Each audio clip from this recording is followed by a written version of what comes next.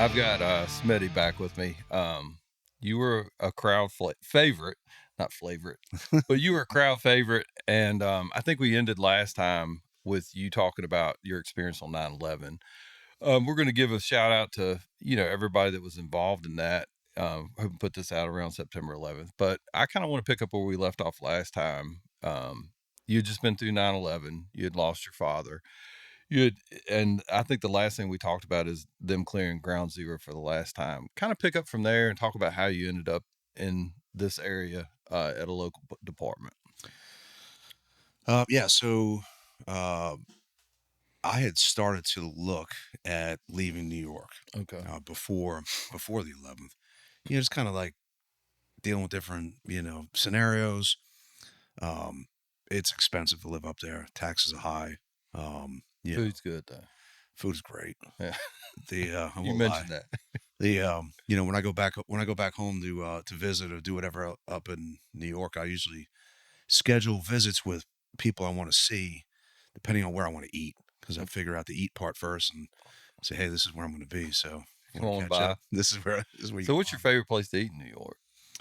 Probably it's going to be Italian places because I mean, I grew up in an Italian house, Okay. and you don't get that level of authenticity down here with the some of the fast food Italian restaurants like Olive Garden or something like that. It's like McDonald's to Italian people. But anyway, the uh yeah, so we had kind of looked around at some different things as far as wanting to get out of New York and get away from the commute. I was commuting into the city and spent a lot of time on the road and and wanting to get away from the cold weather, which I hate. Okay. And so like literally this is like my thought process at the time was I grew up on the coast, so I wanted to be near the ocean Okay. relatively. Um, so the East Coast was going to be on the menu. North wasn't an option because I hate the cold. I didn't want to get any colder than it already was, so I had to go south. And so when I think about the South and when I thought about it, it was kind of like, all right, Virginia, the Carolinas, Georgia, and Florida. And my grandfather had lived in Florida when I was a kid, and so I was familiar with it. He lived in Orlando, Okay. but I don't want to go to Florida because they don't have basements, got big bugs. It's just It's just not for you. it was it It wasn't was gonna. too far. Yeah, it was too far. It was too far. All right. So I said, all right, well, what does that leave? So Virginia, the Carolinas, and Georgia, and I really didn't know anything about the South culturally wise, and I was really worried, that I'd end up down here and I'd be run out of town with, you know, rednecks and pitchforks and pickup trucks and you know and running me out of town, calling me Yankee this or that, and Everything like that happened. They just didn't have pitchforks. no pitchforks though.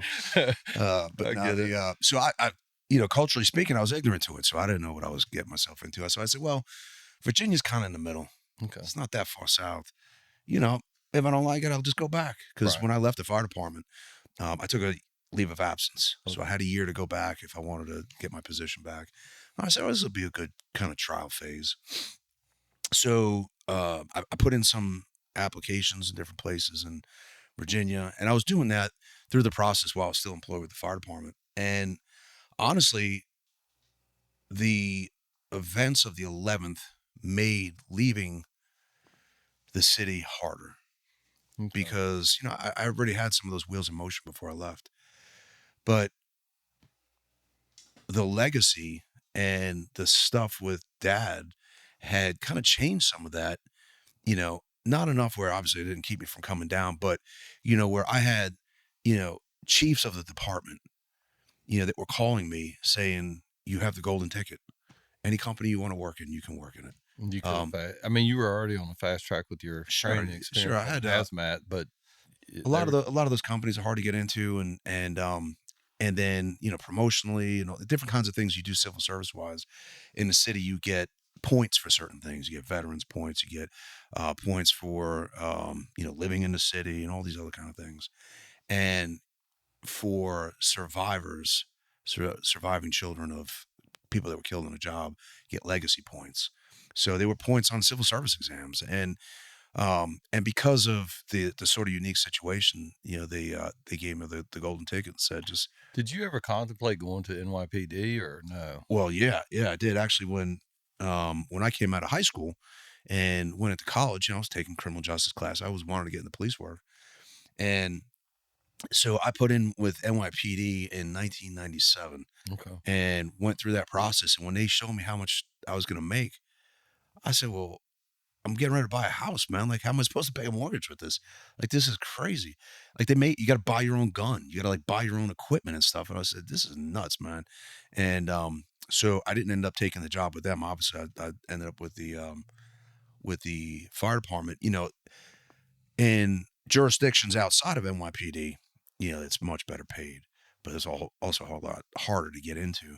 Right. And so I had kind of toyed with it. I obviously I wanted to get into law enforcement, but leaving the city, leaving the fire department was a difficult choice because Kinda like a family, wasn't it? it was, and I loved it. I mean, and honestly, fire and EMS is, something that I enjoyed. It's not like I walked away from a profession thinking like, all right, I've had my fill of this. I'm done.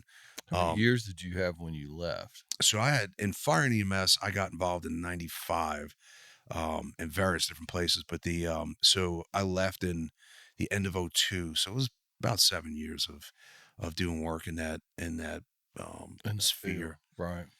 And so it was a difficult choice. And I felt the choice was a little easier knowing that I could potentially go back, I had Right. that fail safe. And, I said, well, let me see what this is all about down in Virginia. Okay. And, I got down here and took a pay cut from, where I was going. I mean, I think my starting pay and, where I ended up was like $26,000 a year or something absurd. But I didn't care. I And was like, you know what, man? Like I and get the to come down cost of here and living didn't match up, did it? no, and the cost of living was a lot easier, but not You were that making much a lot, better, yeah, but comparatively speaking with the amount of money you were making in New yeah, York. so it was, but it was, I mean, I was ate up with the job. I loved it. There were days I would go into work, and it's funny because I talk to people about law enforcement and, the phases you go through in your career where when you first start, you're like, I can't believe they're paying me to do this job. This is awesome. Like I would almost do this for free. Right, This is great. This right. job is awesome.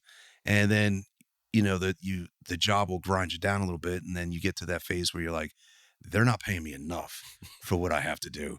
And, you kind of get the antithesis of that. But, um, What's the final phase? You can't pay me enough to stay?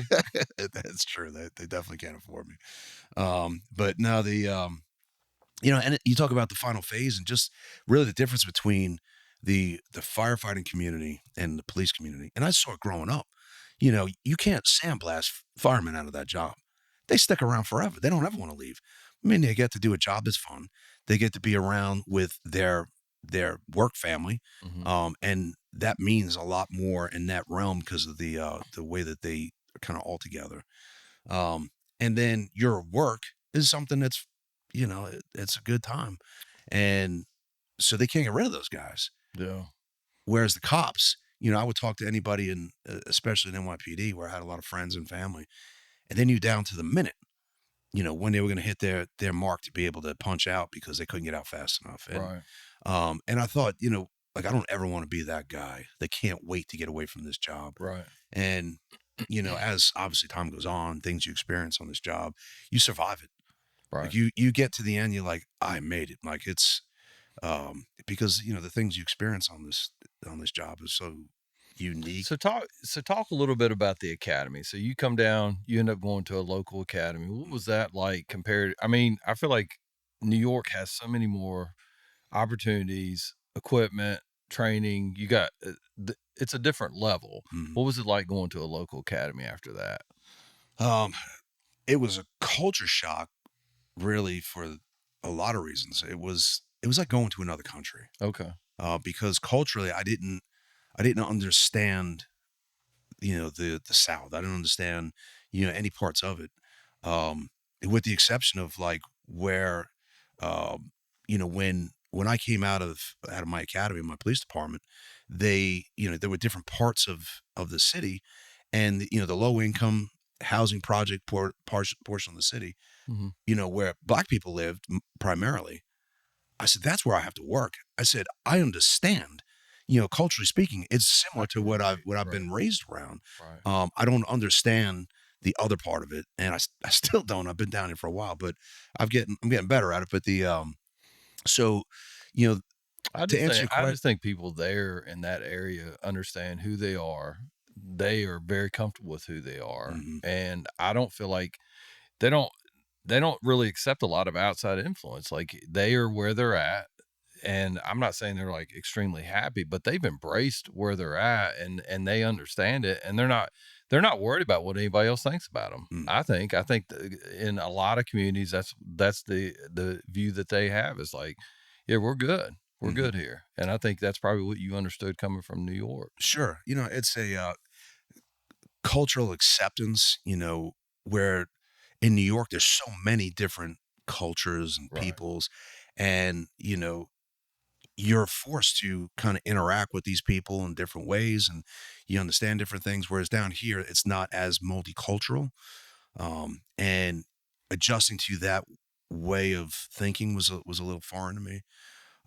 So that, that was probably one of the bigger hurdles with the police academy more than anything. I mean, sometimes it was just like a language barrier. Okay. I was like, I was in a police academy, and I had somebody that was from down here, and she was sitting to my left, and I had an Asian guy to my right, who was from Hong Kong, and he spoke like a Chinaman. I mean, his English wasn't that great either, but so I'd have somebody up in the class, an instructor, with a mullet, talking about disassembling a still, and I didn't even know that like making alcohol was a thing that people still did.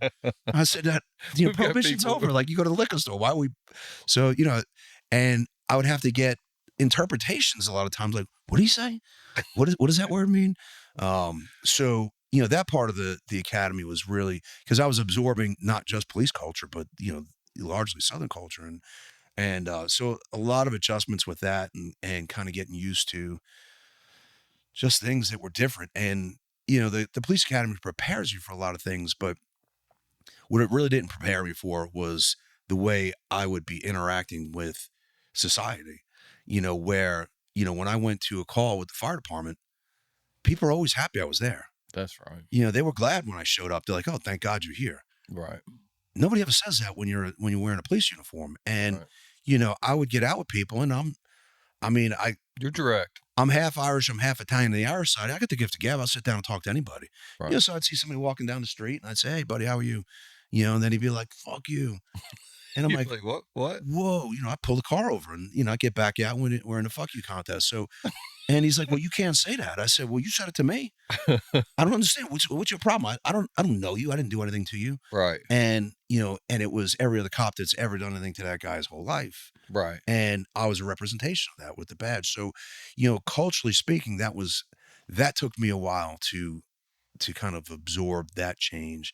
And I don't think the academy really did a great job of preparing me for that. But by and large, the academy was a good experience. I mean, it was fun, and kind of dipping into this world, and embracing it. So talk about that a little bit. I think a lot of people, when they think about law enforcement, they think it's just like one size fits all. And you have different personalities in law enforcement.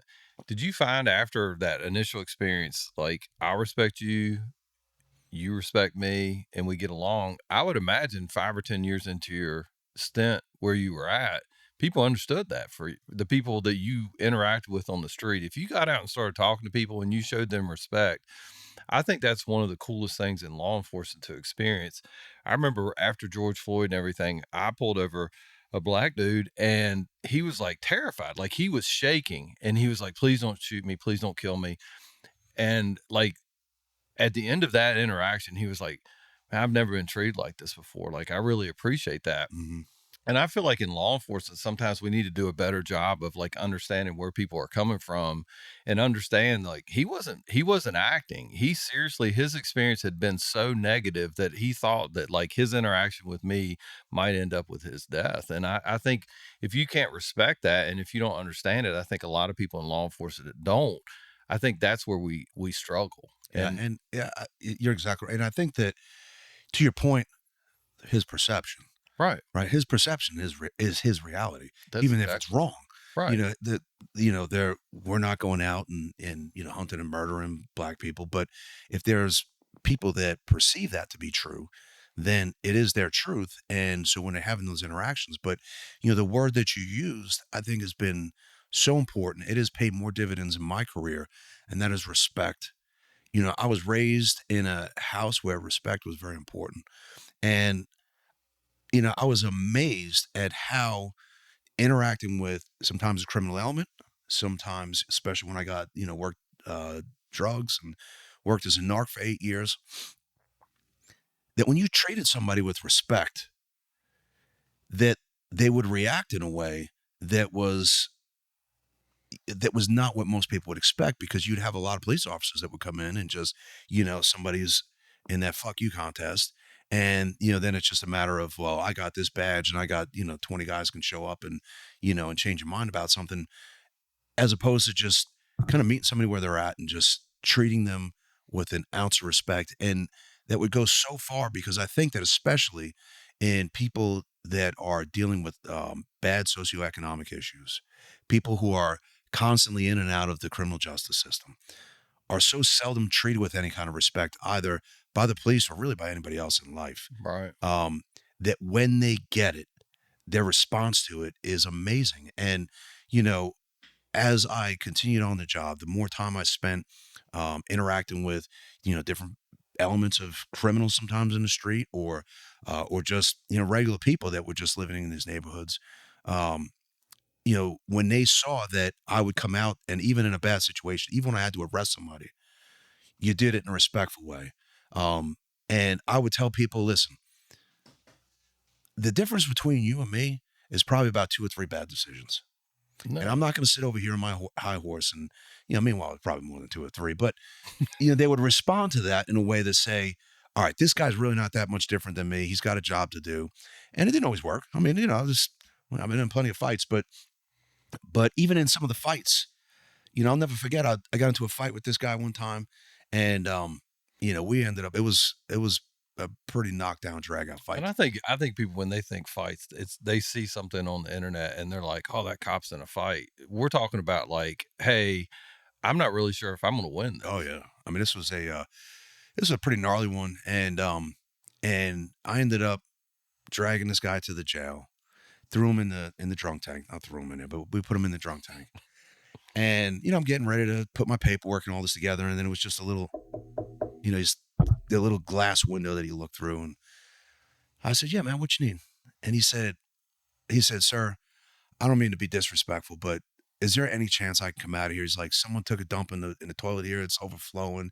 It's disgusting in here." He's like, "Look, I'm sorry for the way everything went before, but like, you mind if I just can at least come out and sit down?" I said, "Yeah, of course." And something that I learned in my time with the fire department, where I would see the ESU guys, and they would use a line pretty often. They would say, "Listen, if you behave like a gentleman, you'll be treated like a gentleman." Hmm. And they would usually follow it up with, if you behave like an animal, then that's the way you'll be treated, because we'll put you in a cage. But, I would use the first half of that often, because the second part's implied. Yeah. And, I would say, listen, if you behave like a gentleman, or for the times at a restaurant, if you behave like a lady, then that's the way you'll be treated. You Right. know, like if you want to meet me up here, I I get can up get there there. I with can you. get there quick. But the important thing is that you're able to bring it back down. And this guy brought it back down, and I had no hard feelings. I mean, me and this guy were knocking the dog shit out of each other. An hour before that, his eyes all swollen up, and I'm dirty and sweaty, and now I got a lot of paperwork to do. And the guy's just asking for just a modicum of respect. And a little And bit. as soon as I did that, I said, "Yeah, of course, man. Come on out. Like, it's disgusting in here. I'm sorry, I didn't realize the toilet was like that." And sat him down and cuffed him around front. And the way that guy responded, that when we eventually went to court, um, he would tell the judge, he's like, "This officer was very respectful to me. I apologize for the way I behaved. It wasn't right. This guy didn't deserve it," kind of thing. Whereas if I had just gone in there and slammed the door, "I don't care. You deserve it. This is where you ended up. This is the consequence of your stupid choices." Again, I would go back to, listen, man. I mean, you did what you did. Motivations being what they are. And outside of, like, molesting kids and stuff like that, like most of the other things that people do criminally, you could step back and at least say, all right, I understand why they're making some of these choices. I wouldn't make them, but at least you can kind of be empathetic to that. So, and being able to do that, and like you said, just showing people respect, it has paid dividends in I the way think I've that's the handled cool business. thing. I think that is one of the cool things about working in a local community is once you establish that, and if you're fair and you play and you are consistent with the way you apply things, Hmm. I think people respect that. And they respect it on the higher end of as far as people that are extremely violent. They I feel like they will come back and go, this is not one that I need to try. Right. And I think there's a lot of cops out there that are I know in our generation that are benefiting from a generation or two before us that established like, no, it is not going to work here. It is, Yeah. you are going to pay a higher price than you think for what you're about to do. And people are making that assessment every single time they're interacting with a cop.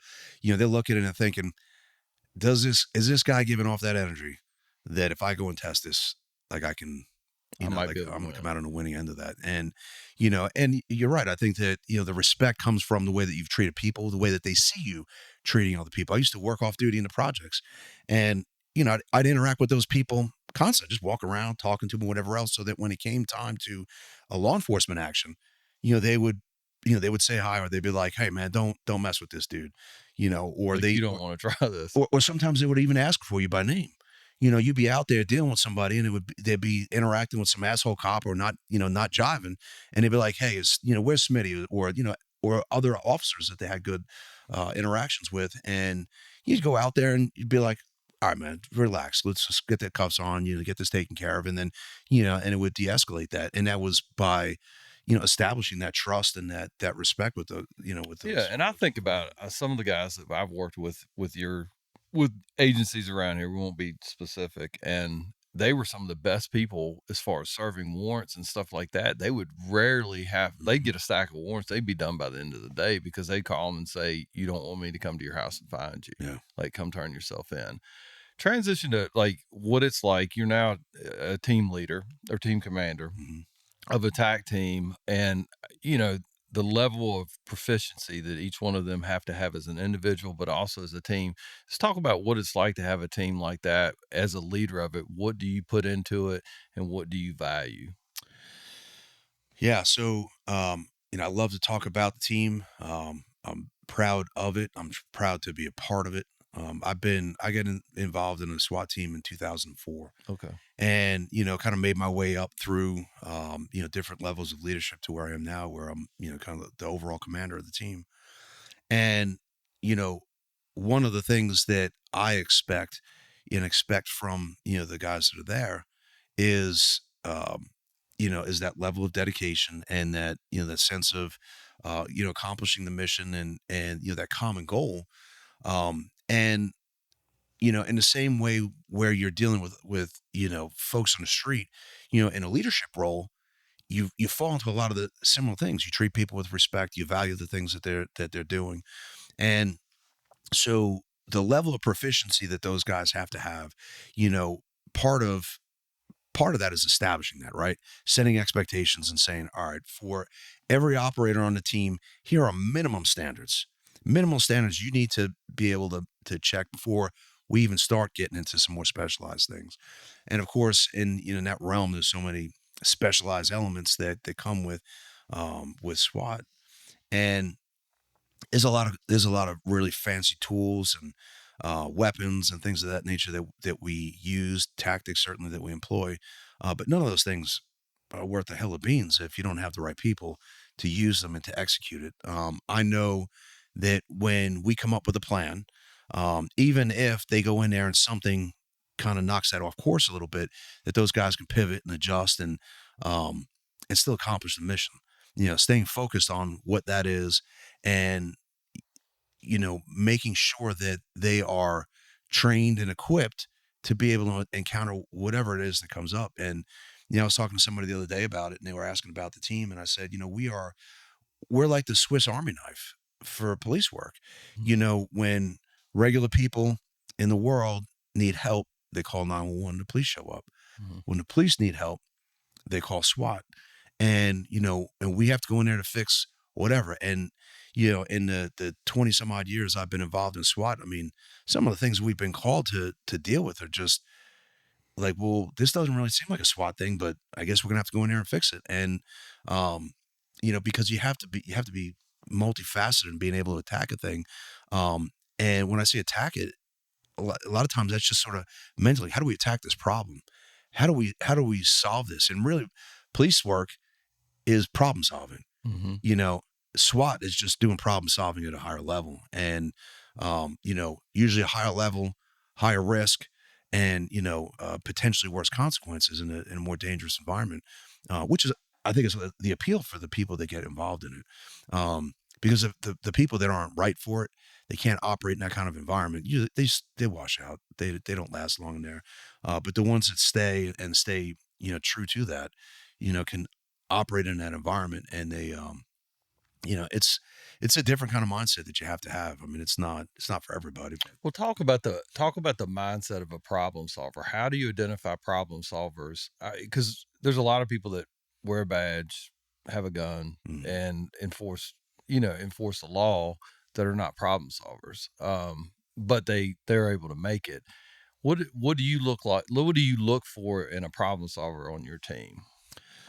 So, in a lot of ways, it's similar to like canine, Okay. right? So when we're picking out a dog and we're trying to determine if this dog would be appropriate in this role, you're looking for certain drives. Hmm. And those drives are obviously different in people, but similar in the sense that, you want somebody with the drive and passion to be able to come in here and, you know, just dive in, be committed to, whatever that is, and to be able to do that in a team environment. Because you can have people that are high level problem solvers, Hmm. but don't interact well with a team environment. They're, the solo artists, the ones that at the end of it, they want to make sure everybody knows that they were the ones that accomplished this mission, or they were the ones that, got the big prize and big pile of dope, not the three or four other people that were involved to help make that happen. Um, so it's not just necessarily, being that high level problem solver, but somebody that, that I know that can kind of operate within that team environment, because you're so dependent on everybody else to be able to accomplish that. You know, it's like, if you have Aaron Judge on your team, and you got, the greatest baseball player that's playing right now, and everybody else on the team is a single A ball player, you're going to lose. Doesn't matter how great that guy is. Everybody, you have to have a certain level of proficiency amongst that group, because you just can't win it. You can't win in that world, not with SWAT, with just one superstar. And So you've got a lot of dudes that know the job, know what's necessary to accomplish the mission. How do you lay out a mission? I think one of the things that we suffer from in law enforcement is maybe not in a tactical environment, but I think we've talked about a couple things before that we won't go into about like perception. But like how good of a job are we doing in leadership? Like the people in leadership saying, "Hey, this is our mission." And the mission is not like chasing something that constantly moves. A mission is just like for you, talk about like when you get a mission in SWAT, what is that mission and what is the conclusion? That's one part of it. The second part of it is I think people have a mission. They it, if the end result is like to safely remove someone from a house, say for example, and there's a lot of mistakes made getting to that point, does that not give people a false sense of security of like, hey, we're really good. We didn't get shot this time. We didn't. And I think that one of the things that I like about the tier one type groups is how hard they are. Like you screwed up. Like we were exposed when we came around that corner. percent. We didn't get shot, we didn't lose anybody because of it, but like if we continue to do that, that is not a victory. That is we chanced upon a victory. Yeah, yeah. So the two parts that I'll address the second part first, because if luck is part of your strategy to avoid something calamitous, then you're not doing yourself a true service for what that is. Because, and it's at the end of every mission that we do, every single time, there's got to be a self assessment, and there has to be that team reflection to Right. be able to say, okay, guys, what did we, we'll talk through how the whole thing unfolded, and then we'll say, what did we screw up here? And to be able to do that and feel comfortable in that group that you can say that and know that, you can say without worrying about hurting somebody's feelings. Right. We go through and, we say, hey, the sniper's deployed in this spot, but you guys completely screwed this up.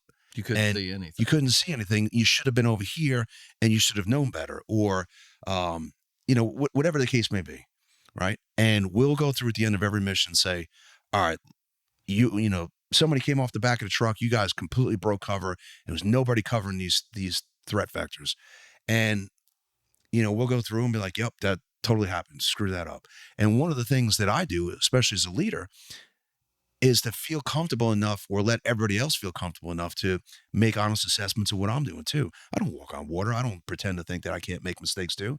And owning those mistakes, especially in front of that group, um, builds trust in my decision making process. So, we'll go through and I'll say, all right, guys, anything that I did that didn't make sense, that because we can talk through it, maybe help them to understand it, or maybe They I'll might go have a through. significant point Sure, and be and I'll be like, like, "Hey, you know that's a what, you're blind exactly spot." right, and I could have done better with that, and I will do better with this next time. That makes us better as a team. So having that self assessment has got to be, part of the strategy for anything that's even approaching a tier one status like we are. That for us to be able to have that honest self reflection and not worry about hurting someone's feelings or hurting your own feelings, being able to say, you're right, man, I completely screwed that up. Feels And I better. own that. That was on me. Thankfully that, nothing bad happened. But, um, so that was the first part of or I guess that was the second part of your question. The first part, talking about mission. Yes. Do we as leaders fail at, um, making Identifying. it clear what that mission is? And I would say largely yes, 100%. And what that leads to is confusion downrange for people like, what exactly am I supposed to be doing out here? Um, and I never want anybody in that environment, when they're in some kind of hot situation. So, I talk through my decision making process and help to imprint that on the team, whether it's the team leaders, or the different operators that are going out to accomplish the mission, to know, all right, everything that you do is based on two different things. One of those is, what's the mission, Okay. and the other one is priorities of life. And Okay. where those two line up and come into focus, that's where the answer is. Okay. And so for me, the mission may change. We could start and it's a warrant service. So the mission is to secure the house, Mhm. so we could turn it over to the case agents, detectives to take care of whatever. And we get there and we encounter gunfire. And now the mission is different. So now there are people inside. Is it maybe a hostage situation? So now the mission is to protect innocent life. And then we do that. Let's say that we negotiate the release of hostages. Well, now the mission is different. Now the mission is apprehension, for the suspect. And, so can that can move. There could be an ebb and flow as far as that goes. Um, but to be able to make that clear as we're going through, and I'll talk through afterwards, and again in these debriefs where, in the honest assessments, and say, okay, why were you continuing to, why were you calling negotiations for a guy that wasn't willing to talk to us? And we sat around for an hour waiting for negotiations to show up. And then they showed up and they said, all right, the guy still don't want to talk to us. Okay, well, we already crossed that bridge an hour ago. Now we're wasting time. So, what is the mission here? Well, the mission is, I'll give this guy an opportunity to talk. He chooses not to. He's talking to other people outside, and now it's apprehension. And get him to either, let's convince him to surrender to us. We have to go in there and get him. And so understanding what that is so critical for the success of whatever it is that we're hoping to accomplish. So, having a clear view of what that mission is important. And sometimes, if it starts to get a little muddy there, that's where it falls back on the leader to be able to say, "All right, guys, let's understand what it is that we're here to do and why Right. we're doing it." We've transitioned into Mhm. this. I think one of the things I think about leadership is I think they look at initiatives as mission. I think about safe streets initiatives, things Mhm. like that. But that should be like a ramp up to accomplish your mission. That shouldn't be in and of itself the mission. I think we come up with task forces. We come up with all these different things to to as just like a blip on the screen, but there's no sustained activity. And like what you said, I think people lose sight of the fact in tactical operations is you better be moving towards a solution. Mhm. It's not like, hey, we just showed up, we've got our equipment, we've got all these things. You are working towards a solution and you are the solution. It's not like you're going to call somebody else to fix it Right. for you. Right. And I think that's what's lost on a lot of people is working solutions to accomplish your mission. And I think it starts at the very top. What you described with your team is top down leadership. You're not asking them to do anything that you haven't done yourself, 100%. which includes being honest about like, hey, I screwed this up. Like, Yep. there were some other things that I can do and I'm going to train and I'm going to talk to, I am going to address this problem. And I think like what you said with canine is we push them to the point of failure. When we see that failure, we find a way to train past it Mhm. and that dog is better. I've told people all the time, like the best dog I had made more mistakes than any other dog, but he was better because he made those mistakes in training Mhm. and we learned from them. Right. So you have anything else as far as mission? I think that's what frustrates me in law enforcement is I think we get distracted. And like you said, it's really difficult when you go, hey, we've got zero tolerance. We're going to go out there and arrest somebody. We're going to do this. They go out and arrest somebody. They end up going hands on with them, have to fight them. And then there's a video of the fight and they're like, well, wait a minute. Like Mhm. that. No, that's not our mission. Like we're going to change it again. How, like from the level that you operate on and like for me perspective, how do we get leadership that is or how do we get the public educated on what we're going to do so we don't continue to fall back, if that makes sense? Yeah, it does. And, the example of, the video and, a use of force or something looking ugly. And, um, you know, where we establish trust is being authentic, I think, to the community we're serving and to the people that we're asking to accomplish that mission on our behalf. So, if you say to, whatever the officers, whatever group to go, hey, crime is out of control. The mission is to reduce crime, and this Yes. is how we're going to do it. And, whatever tactics get deployed, when that comes back and starts to look ugly or make it uncomfortable for the bosses, like they have to have the administrative courage to be able to get in front of a camera and say, this looks terrible. Violence is terrible. Using force is bad. However, you know, when we're using force, it's because it's a reaction to, A somebody in the decision they community that's make. making bad decisions and we don't want to use force. But Compliance you have compliance to. is what we're looking for. Exactly. But you have to have the capability to do violence to accomplish that. And I think that's where people start to get squeamish. And, again, not to say that, we should be heavy handed at just coming out here and brutalizing people. Of course not. Violence should be the last resort, but it doesn't mean that we We're not can't going to ever resort use it, to it. because then what happens is that, people run roughshod and you don't have the enforcement part. You can't back up what you're hoping to enforce. And I think to be able to message that, I don't think it's a difficult concept. I think when you start to run away from that and say, because you see it often. And I've seen it, I do a lot of work through the PBA and get involved in a lot of critical incidents, officers involved in shootings, whatnot. And I've seen through the years, my experience with that the bosses that come out right off and say, I don't know all the facts, but what I do know is that I know this officer. They probably have done the right thing here. There will be a fair investigation. We'll show that. I suspect it will probably reinforce that belief. If it's not, if something was screwed up here, if this officer didn't do the right thing, we'll take appropriate action.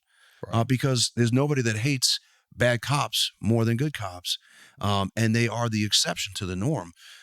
And when you do that, and officers see and know that they have the support of the people who are supposedly leading them to accomplish these different missions, they will follow them through anything. You're I've watched interviews with that, with different leaders that have done similar kinds of things, and I thought I would work for that guy for half of what I'm making, at different points through my because career. what they I think sometimes people, and I know you as a team leader of that, it is a really bad feeling when you're like, man, I know I'm going to have to put my guy, I'm putting them in harm's way, Mm-hmm. and I want to know that they have my back. And I think that is one of the hardest things in law enforcement, is from a leadership standpoint, making sure that they have your back. And honestly, like, I feel like one of the biggest problems they have, and I'm extremely biased when it comes to this, Mm-hmm. is I think law enforcement sucks at messaging. Mm-hmm. We suck at it. We don't, we have public information officers. What are they doing? They're just regurgitating facts. Like, use social media in a way that like, we've seen it used for bad. We've seen what they Sure. do, like the whole Russia gate, all these different things that they talk about. Why can't we use that technology and that information for good? And what we have to do is we have to do a better job of messaging. So, because, like, I will tell you this, I almost said your department, but some of the messaging that your department has as far as hiring and retention, they are kicking. I mean, they're kicking it through the goalpost. They are Mm-hmm. doing a phenomenal job. Yeah. If they can just, and if agencies can, if they can figure that out, let's figure out how we can do enforcement and how we can message that. Sure. No, I mean, there's no doubt that, again, we could be doing a great job, but going back to that point before about perception, if the public is perceiving something different, well, it doesn't matter how good a job you're doing. If you don't have the support of the community that's given you the authority to do that job in the first place, well, then you're spinning your wheels. No, And so a big part of that is making sure that, when something bad happens, when something that comes out that looks ugly or uncomfortable, that you have the courage to be able to stand in front of a camera and be like, yeah, this is bad. When a dog bites somebody, it's probably not going to be pretty. If somebody has to use a baton, it's not. then there's going to be a bad physical result of that, which is why we don't want to. But we have to train to be able to do that, because you can't just expect police officers to come out here and just not be able to take control of the situation, because we're outnumbered. At any given point, if I got 15 to 20 cops that are working in a city of 100,000 people, well, I mean, 15 to 20 people can't control that many people. You have to have the support of the community at large, and things of that nature. But it's all messaging, because the converse of the example I gave before is where you have um, police officers that are involved in something, and then you get the squeamish bosses. They come out and be like, "Oh yeah," and then jump right to the loud voices in the community that are putting down the police, or asking the police administrators to bend a knee, to the whims of the loud minority of people that are making noise about the police. And really, the damage that you do with that, I think, not just in the community but within the agency, where you lose the trust of the people that you're tasked with leading. I think you And look. when you Yeah, do that, you completely sabotage I think you look. any type of success moving Yeah, I forward. think you look at some of the cities like Minneapolis and places like that where they've tried to transition. They are going back to the model that worked, and Hmm. I don't know. Like, for me, I think messaging, a simple message is, this is a violent between a trained officer and a predator. Hmm. I mean, bottom line is, we don't arbitrarily choose who we have to interact with. Hmm. Usually, it's a call for service. It's somebody that, if we let them go, what you're seeing on camera is probably going to occur at someone's house who is not trained or prepared to deal with that level of violence. Hmm. And so, yes, it doesn't look good, but it looks a whole lot worse when you're trying to field that yourself with no training or any ability to deal with that type of situation. Sure. Um, so we're going to put this show out around September 11th, and I know I feel like I just slammed the brakes on, and we're going to spin this bitch around, but we are. Let's talk about September 11th. As a survivor, as a responder of September 11th, talk about, like, some of the 24 years this year. Is that right? Yep. And so they'll have a big 25th celebration. Talk about what it's like to lose someone on September 11th, and then go and to go to a memorial service and realize, like you said in the last time we talked, is like, people they talked about people being lost. No, they're murdered. A large group of people were murdered. Talk about what it's like for you on September 11th. Um, the 11th is always such a funny time for me because, in a lot of ways, an event that seems like happened yesterday, in a lot of ways feels like it happened a million years ago. Mhm. A thing that I lived, you know, up close and personal, firsthand, when I reflect on it or when I talk about it, a lot of ways I feel like I'm talking about something I'm detached from. I have artifacts in the museum at the memorial up in New York. And, next to the stuff they have on display, because of course I had like all my gear and stuff is just covered in muck. And, I put it in a garbage bag for years and to put it on my steps because I'm like, what am I gonna do? I want to throw it away, but like, what am I gonna do with it? Keep it forever. And so, I donated all this stuff to the museum. So anyway, when I go to the museum, I see the stuff there on display and I'll stand back and I'll just watch. I mean, people going up there reading about me and, absorbing, that event through the different artifacts that are on display. And I just feel it's this weird sort of detachment that I have with it. It's a hard kind of emotion to describe. But for the 11th, um, you know, the reason why I talk about it, the reason why I talk about it in the venues I do, which is typically at the police academy and fire academy, go through classes and we'll talk about, critical stress and, going through events like that and, surviving them, making sure that your head stays screwed on to, you know, push through whatever kind of thing like that is going on. And just kind of helping to teach other people from my experience because I mean there were plenty of things I struggled with for many years after that, PTSD wise, and hell, to this day I still can't get on a plane without being pretty heavily medicated. So, Okay. um, you know, so when I think about that and how the 11th is for me, it's it's surreal, Jewett. I don't. It doesn't seem real. It doesn't seem like something that big, something that has changed the world.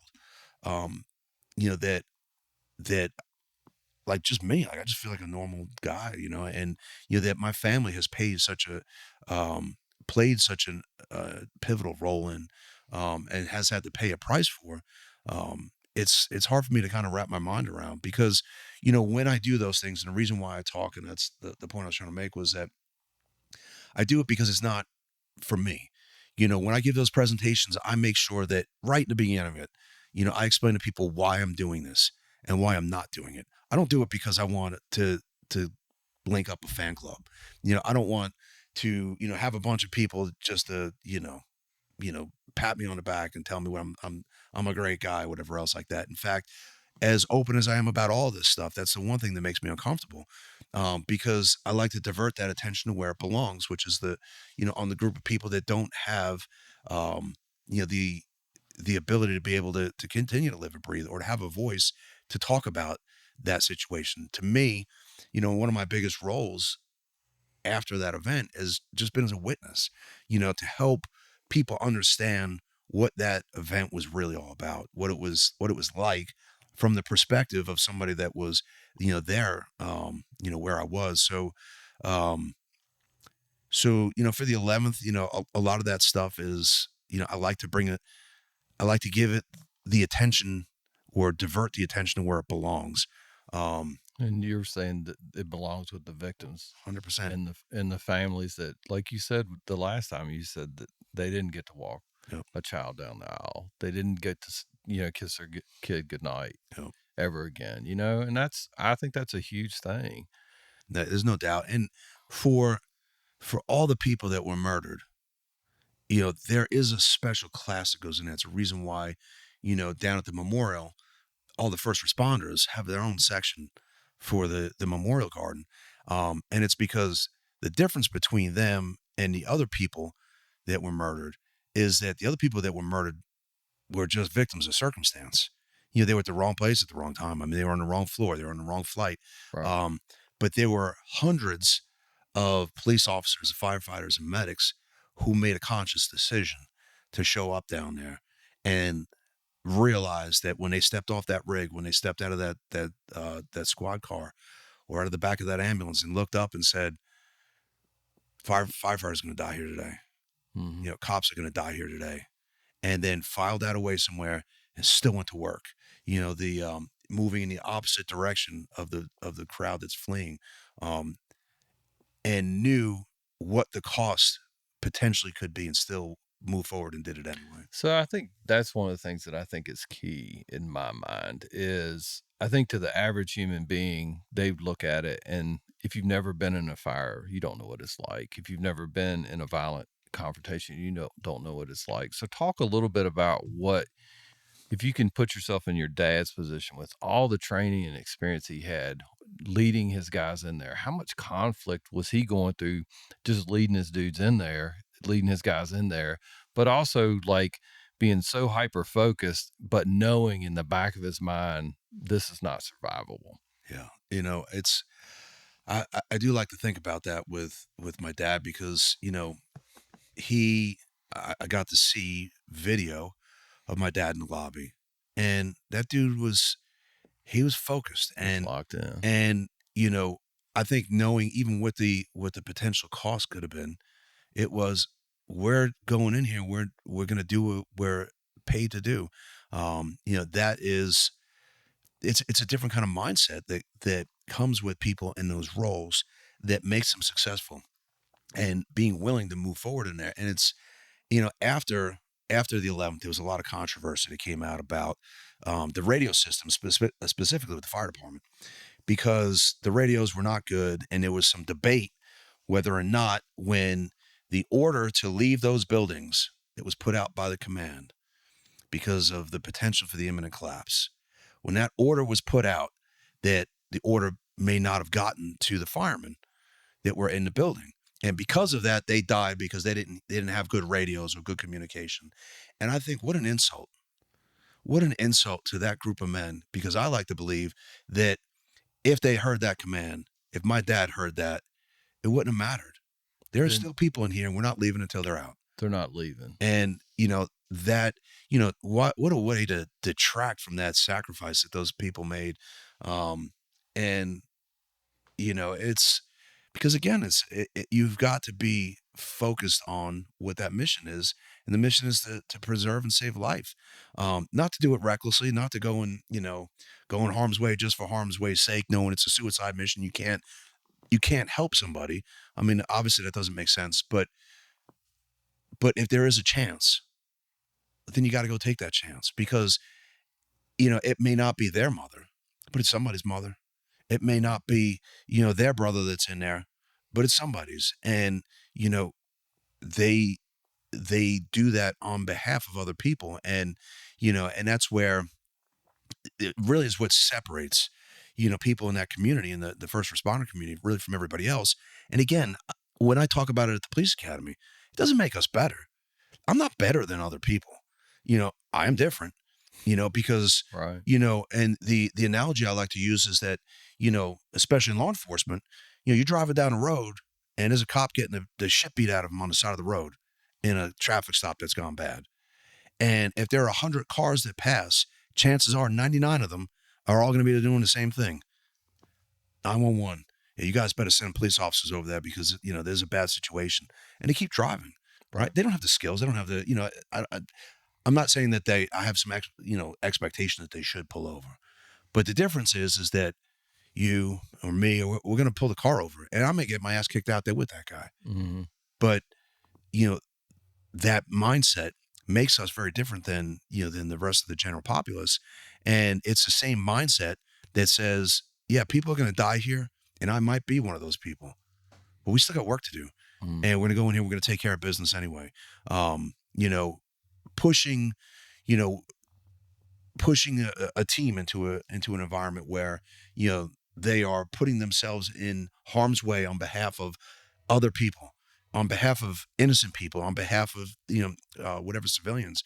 You know, I've done that before where, I'm standing in a CP, I lay out the mission, I send everybody down range and, they're encountering gunfire. And, having been in firefights and, knowing what that's like and knowing that I'm not there to support them physically, but I got to listen to it on the radio and I still have to have enough, sense of mind to be able to, continue to direct resources and everything else goes with it.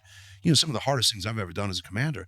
And, to listen to, guys get on the radio, like my team get on the radio and say, Mayday, Mayday. And I'm like, you guys are going to have to figure it out. There's nobody else coming to help you. You are the help. Right. And, so I don't know.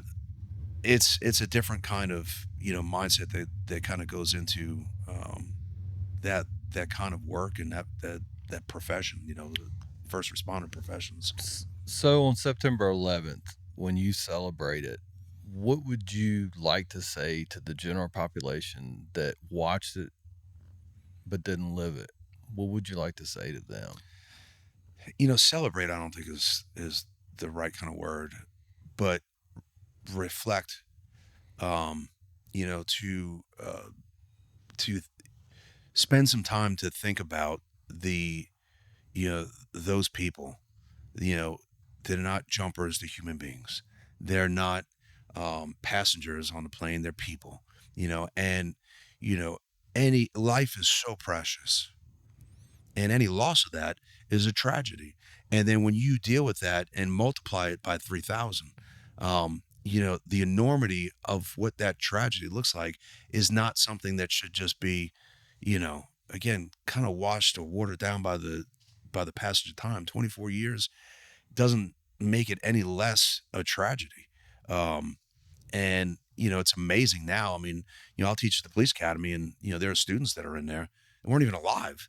The only thing they know about September 11th is what What's they in the read in the history textbook, book? and it's no different than it was for you and me if we read about Pearl Harbor or other things that happened before us. Other types of, tragedies on that level, but we pay it homage, we give it the honor it deserves, and we reflect, and we, um, spend time giving the proper respect to the people who were murdered. And and to me, I think that's the biggest thing. I think, staying, um, staying on target as far as the, uh, what that anniversary is the anniversary of. And because again, it's just, it's crazy to think about what actually happened, man. Like commuter jets flying into buildings and buildings falling down on people. And it's just, I don't know. It's a difficult thing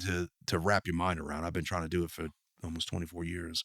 But again, I think that to answer your question, what I would want people to do, the reason why I talk about it is because I want people to pay honor to those people that made that ultimate sacrifice. And in a way, it honors the profession. It honors the law enforcement, firefighting professions, and EMS professions that, there are people out here, as evil and as screwed up as the world is, that are still willing to, um, go into battle on your behalf. The George Orwell, quote talking about, people sleep peacefully in their bed because rough men are willing to do violence on their behalf. Um, it's it's true, and I think that it's, you know after September 11th, I don't think there was a fireman in the country, and even a lot of cops, that could have went to any store and got a coffee and had to pay for it. People were so proud of those professions. They paid respect and homage to, the sacrifice that those folks did, and kind of pushed that onto the profession at large. And they realized that, I don't know who this cop is, I don't know who this fireman is, but they're probably willing to die on my behalf. That's special, and that deserves that little bit of respect. And we lose sight of that, and people have short memories, and especially in the law enforcement capacity, people lose sight of that stuff very quickly, and then just try to find something bad and paint that broad brush on everybody. I think the thing that bothers me more than anything in law enforcement and in general is the realization the same types of people that committed those horrendous acts on September 11th, they're still out there. Hmm. And we are spending so much time as Americans destroying ourselves and people that have that there might be a different pathway to it, But you want to talk about a mission? Like let's as a community, as a law enforcement community, come together and go, hey, this is our mission, and let's support each other. Let's stop, and as Americans, let's stop going after each other. There's nothing any more evil than what was done that day, Mhm. and that evil is still out there. The hijackers that committed those acts, some of the people that were taken out on the battlefield in Iraq and Afghanistan are gone. Mhm. But that thought process in other countries are just as determined as the people sitting on that plane knowing it's going to crash and kill a ton of Sure. people. Sure. And the people that orchestrated them, I think that by and large, to varying degrees, those people still exist, and even the ones that don't. There are plenty of other people that are like that. Other people that learn from that lesson and said, "Yeah, I'll take that, and let me see if I can bring it to a different level." And one of the biggest lessons from the 11th is to show how being an open society like we are, how vulnerable we are, Mm-hmm. and we are completely vulnerable. Um, and that is part of the risk that comes with living in a free and open society. Now we've sacrificed a lot of those freedoms on behalf of securities that we think that we have. But we're still very vulnerable. And I think that, again, to kind of circle back to a point we talked about last time, I think most people just don't realize that, that level of evil is out there in the world. And they get reminded every now and then, something like that, like the 11th will come up and just sort of, you know, remind everybody about how screwed up people can be. Mm-hmm. Um, but, you know, I, like I mentioned, it's hard to wrap your mind around, and most people just would rather not. They'd rather just kind of focus on, The well, kumbaya. what's my next Everybody's vacation look happy. like, Yeah. it's just, again, this needs to be a balance. It doesn't mean that we walk around this heightened state of, every dark corner there's somebody in there, but you got to be aware of it, and it's there were a lot of lessons to be learned from the 11th, and I think that 24 years later we're forgetting a lot of those, and to potentially to our detriment, and because I don't ever want to see anything like this happen ever again. I certainly don't want to be part of it. I don't want to, and my loved ones or my countrymen be part of it. It's a it yeah, it changed the world. There were good things that came from it, bad things that came from it. But at the end of the day, it was it was tragic and sad, really. Yeah. Brother, I appreciate your time. You're always welcome here. And like I said, thanks for coming on, and thank you for your service and the sacrifices that your family made. Well, thank you, Joe. I appreciate you saying that.